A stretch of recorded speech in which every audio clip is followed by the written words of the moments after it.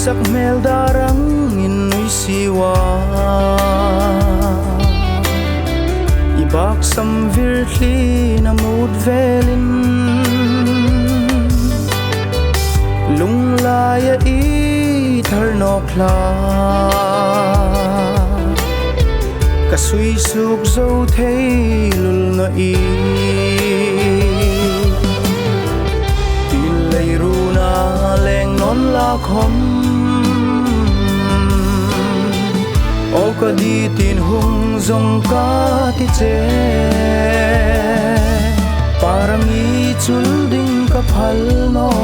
amin an thil rau hla chona nangai na bang ka ti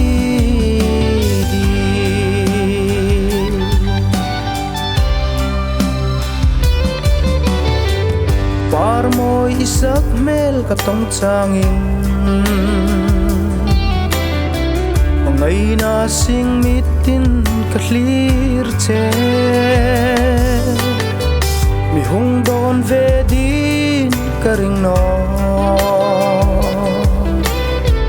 ilung ruk du ai sam ka hlung zo no pilai runa leng non la khom o ka di tin hung zong ka ti che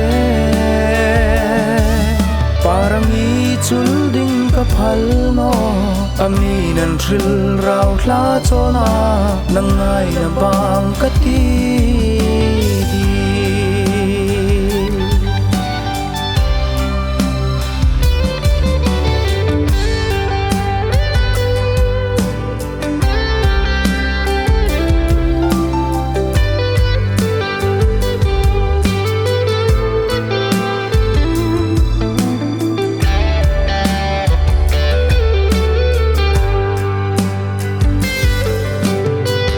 chung sir la pui eng rui nuya zaleng dang hai ka thlir velin an pom lai di pa rangan lo kei ruk chu i rau thla khalo pom pilai runa leng non la khom o ka di tin hung zong ka ti che